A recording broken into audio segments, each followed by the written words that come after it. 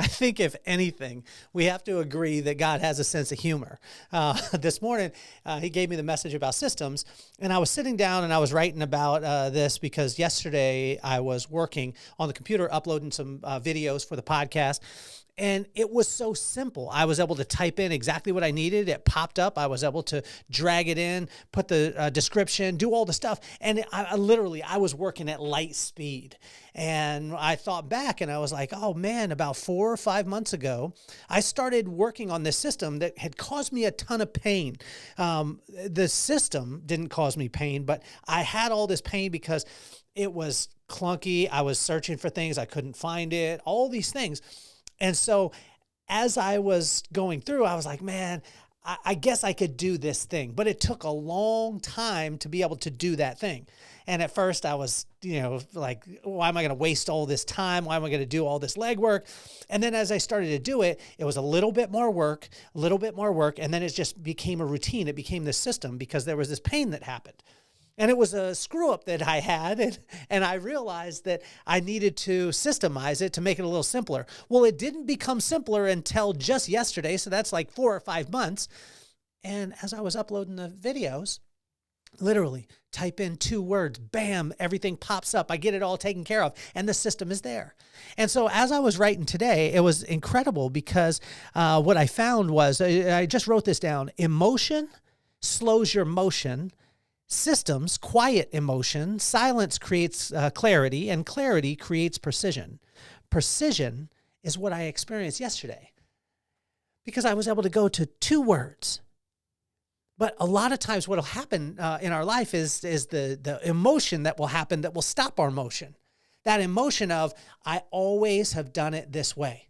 We've always done it this way. Therefore, I don't need to move and do something different. But what I learned in my business and in my life was that systems were nothing more than a list of my screw-ups. And if I slowed down long enough to get quiet and I systemized the challenges that I was having in the future, I wouldn't have those challenges again. Well, I had that exact thing happen. And that's why I said that God had an incredible sense of humor, because as I was preparing for this Inchstones today, and this emotion that slows my motion, the systems quiet the emotion, and silence creates clarity, and clarity creates precision. As I was going through that, I went to record today, and I went to record 5 times. I had done a podcast here live in the studio with Mr. John Elston. If you haven't listened to it, you got to go and listen to it. It is unreal. This guy is absolutely blew my mind. But I had changed up the studio a little bit, and systematically, I didn't put everything back before I left. And I didn't check all my systems before I left. So when I came in today, I had to connect a couple of things, switch some things around, and guess what happened? Nothing. 5 tries this morning to do this podcast that you're listening to right now, and nothing was happening. And then I had to go back through and I had to check all the systems. But you better believe that any time that I change anything in this studio from this point forward, everything will go back. Everything will be tested before I leave. That way, when I walk in, I'm able to record, because I've been trying to record this episode for the last 30 minutes, and I've had to go through all the checks and balances. I found what they were, and I was able to test them out. But what I want you to understand today is that your systems in your business, in your life, in your relationships are nothing more than a list of your screw-ups. And if we could take that pain and say, I don't want to go through that thing anymore, what God is saying is, don't rely on your emotion, because that will stop your motion.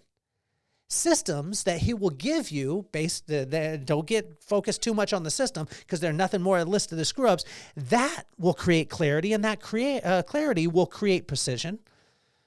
And that precision will give you your time back.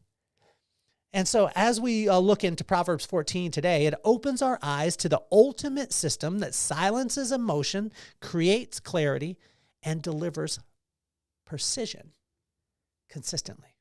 So why don't we get this party started?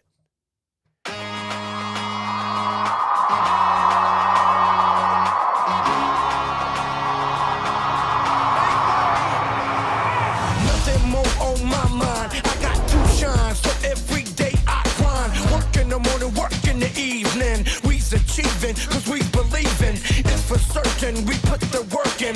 We ain't stopped just because it's hurting. Right before your eyes, so it's coming to no surprise. The takeover is televised. Over and over and over again. Make no mistake, we continue to win. Defeat never known, cause I will not lose. They wanna mimic my moves, but can't walk in my shoes.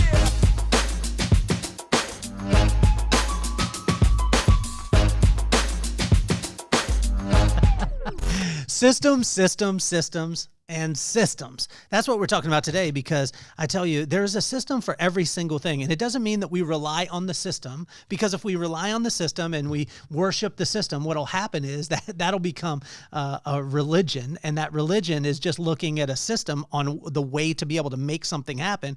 Whereas a system is nothing more than a list of our screw ups. And what I found within my company and our company as we grew it is when we gave people the freedom to understand that part, that systems were nothing more, processes and procedures were nothing more than a list of your screw-ups. What we did is we gave them freedom. We gave them freedom to be able to screw up, and when they screwed up, all they had to do was write it down. And if they wrote it down, and it created the next system, so they got excited about making mistakes. They felt that freedom. They wanted to innovate. And when they innovated, they were like, man, I can adapt immediately to this thing because there's no risk. Because I have the freedom to screw up, because if I screw up, it just becomes the next system.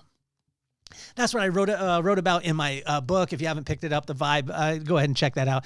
You have to think of, well, number one, I want to thank you guys all for listening or watching the podcast. If you're on Spotify and you're watching, thank you so much. YouTube, thank you so much. If you're listening on Apple, I want to thank you so much. If you want to read about it, you can actually hop in our Substack. If you want to experience it, we've got the Vibe Experience, April 12th. It's going to be incredible. Got some great guests coming, some surprise guests. Claudia Ryan, we just got her as a musical artist. It is going to be unreal. So if you want to experience that, you want to engage with it, then I could come in and speak in your company or your organization, wherever it's at. But this is probably one of my favorite subjects of all time. It's not something that I get a chance to talk about a lot, with people because, how do you bring up system in a normal conversation? And so today I was so excited because God really impressed on me systems. But what he did, and this is the thing that I would watch out for, if you pray for patience, he will give you the opportunity to practice patience. And so this was a challenge for me because he wrote about systems today, and I just want to run this down. As we were talking about systems, he said, emotion slows your motion, systems quiet your emotions, silence creates clarity, and clarity creates precision. And all of us want precision in what we're doing because then it creates it creates a situation where we become more efficient, we get our time back, But as I was writing about it, I experienced it today because my system was off. My system was off. I had, a live guest in the studio on last week, and I got to go on a boys trip. That's the reason why you haven't heard as many Inchstones this last week. Got to go on a boys trip. We did some golfing, things like that. But I recorded in the studio here, and I moved the cameras around and some of the wires, and I didn't put everything back in place and then test everything before I left. And that is something now is a system because of the pain that was caused this morning. I tried to do 5 episodes back to back, and none of them would work. I tried this 5 times. I've been working at it for 35 minutes, and it didn't work out. I want you to ask yourself, has there been things in your business or in your relationship that aren't working right now that are causing you pain? And if so, stop for a second. If you can stop and you could slow down for a second, and you could get quiet, and you could ask yourself, like, what real pain am I experiencing in my business, my relationship, my friendships, whatever it is, what is that pain? And then start to dig into that and start to say, okay, well, what thing could I put in place that would stop that pain from happening? And that becomes our next system. Plus, it keeps our ego out of the way because the system is not something that we worship or jump on top or we stand on on our soapbox and talk about. It's no, you get to share your screw up. And imagine if we just shared our screw ups and those became our systems. So in Proverbs 14, as I looked at this, I always struggled too because systematically, a lot of times what I would do is I'd fall in love with the system and then I'd manage people, right? And that's where I got into a challenge. We got to love people and manage the system. So we put the system in play. We know that it's just nothing more than a list of our screw ups. So it's not a perfect system, and no system is. It can always get better. But if we look at it that way and we manage that system, meaning that it can always be better, and then we just love the people. So we love the people to give them freedom to be able to screw up, to when they screw up, that they write it down. That becomes the next system. I tell you, it just takes the roof off of things. So in Proverbs 14, it opens up our eyes to the ultimate system that silences emotion, creates clarity, and delivers precision consistently. And here goes here's the system. In verse 1, are you building or are you tearing down? So when you're looking at something, and I had to catch myself on this in conversations that I've had with friends of mine and things like that, where I have to ask myself, am I building this person up or am I tearing them down? Now, sometimes you'll have to tear things down to be able to build them anew. I completely understand that, but ask yourself, are you tearing it down to build it up, or are you just tearing it down for tearing it down? And so ask yourself, when you're looking at your systems or you're looking at anything, are you building for a better one, or are you just reacting to what happened today? And if you're reacting to what happened today, a lot of times we go through and get in that sense where one of my mentors, his name is Win Claybaugh, said that one of the biggest killers of any culture is just a couple of words, and it's a phrase that says, we've always done it this way. And imagine how many times we say that we've always done it that way. It's always just, it is. It's just the way that we've done it. Well, why have you done it that way? Is there a more efficient way? Is there a better way? Always, I found that in anything, there's always a better way or a more efficient way to do it. In verse 2 through 4 and verse 25 is the fear of God will clean up your words and give you the strength to do the dirty work that creates clean results. The fear of God. So the fear of God, we've talked about this before, but if this is your first episode of Inchstones, which is the journey through Proverbs, the corresponding proverb, corresponding day, it's the 14th. This is the Proverbs 14. The fear of God, which is the respect of God. So if we just spend time with God, see his words and his actions, they're in line, which they are, then we'll respect him. When you see someone's words and actions and they're in line, then you respect them. So the context of the word fear is not fear like fear and trembling. It's fear as far as respect. So the respect of God will clean up your words. And think about that first one. Are you building up or are you tearing down? So with our words, are we building up or are we tearing down? And if we want to clean our words up, we just have a respect for God, because having a respect for God means that, number one, we spent time with him, we heard his voice, and then we saw his actions. They were in line, so we started to respect him. And when that happens, he'll give us the strength to do the dirty work. We need strength and we need resilience to do the dirty work to be able to get the clean results. You can't get clean results with clean work. And this is what it talked about in verse 2 through 4 and 25. And the toughest part about any work is the dirty part of it, is the nasty part of it. Like this morning before I started this podcast, like literally I was pulling every single wire. I was disconnecting, I was connecting, and I was getting a little bit frustrated. And then God was like, the only reason why you have to disconnect and connect a bunch of wires is because you have equipment for that to be able to happen. So be thankful. And let's go through this thing. And plus, let's make a system on how to not go through this again and not feel this pain again. And why is that? Because there was a screw up. What was that screw up? You left the studio without setting everything and testing it again. And that becomes the system.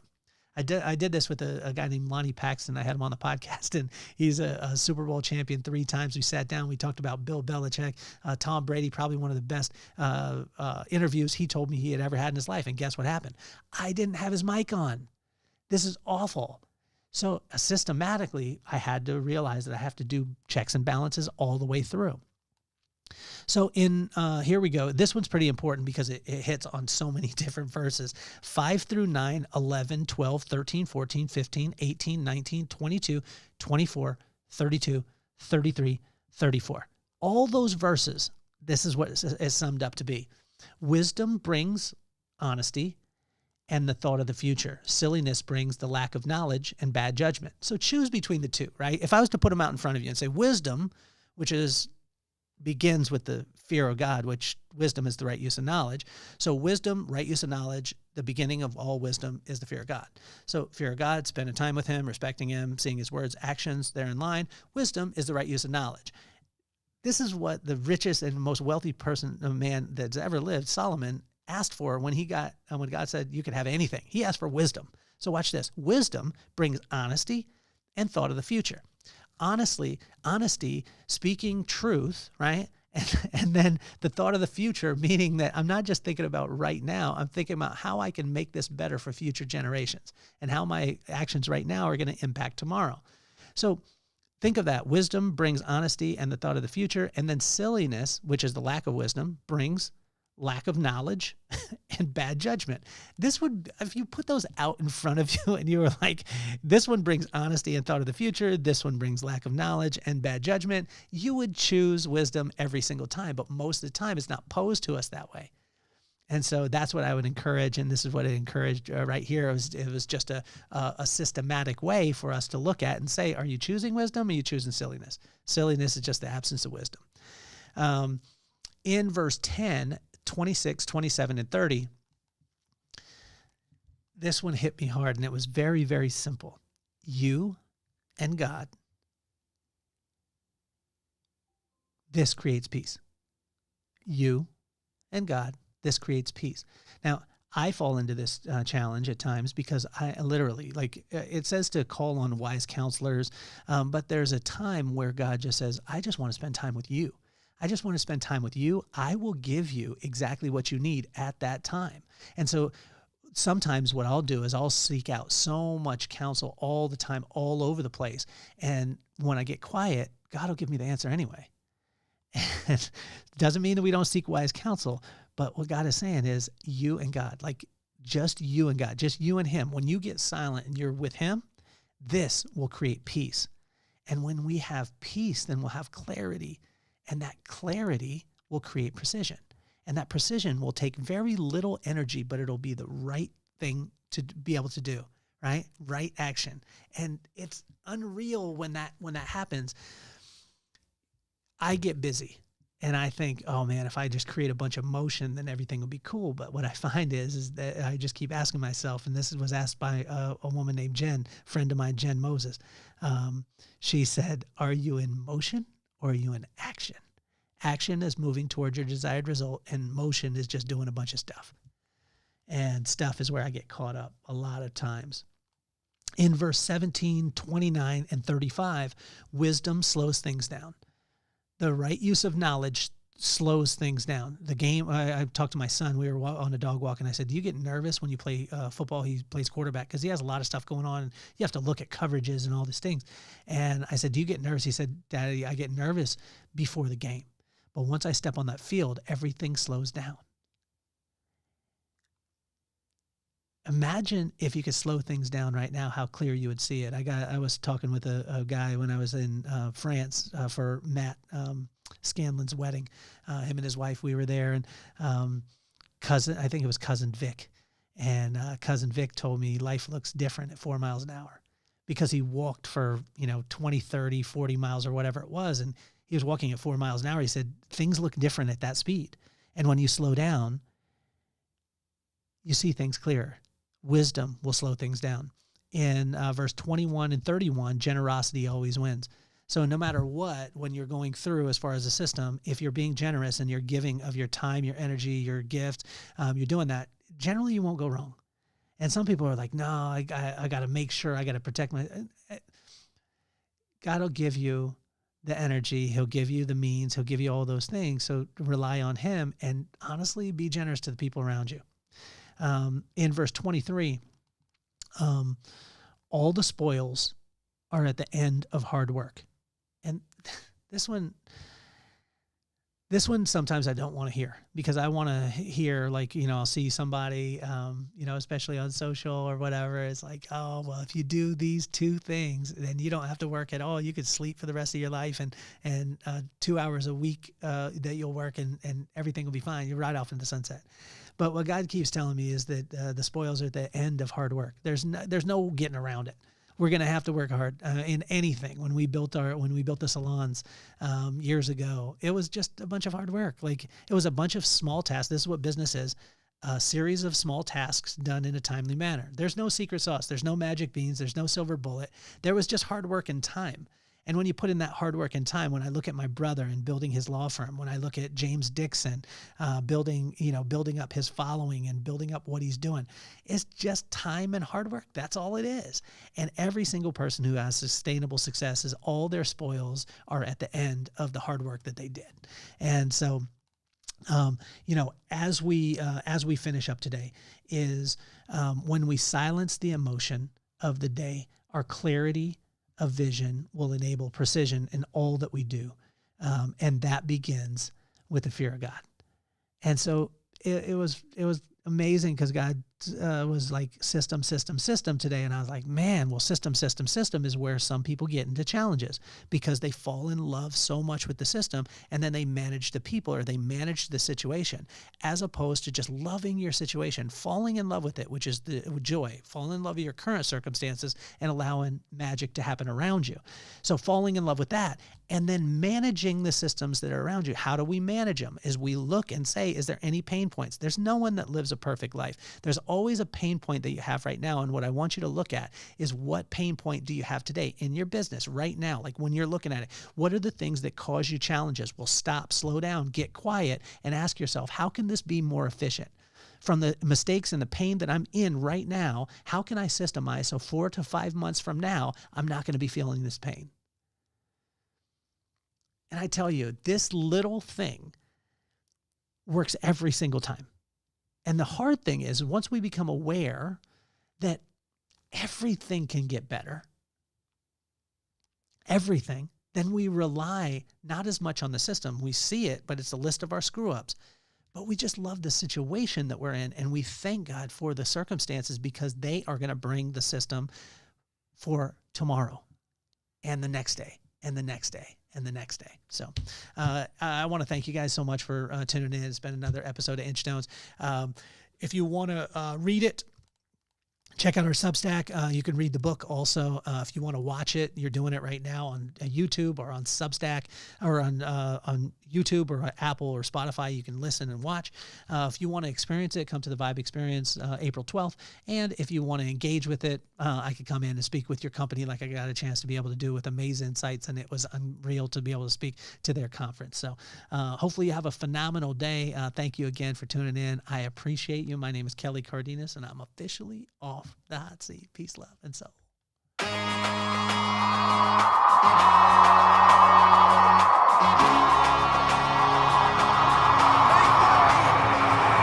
Nothing more on my mind. I got two shines, so every day I grind. Work in the morning, work in the evening. We's achieving, cause we believing. It's for certain, we put the work in. We ain't stopped just because it's hurting. Right before your eyes, so it's coming to no surprise. The takeover is televised. Over and over again, make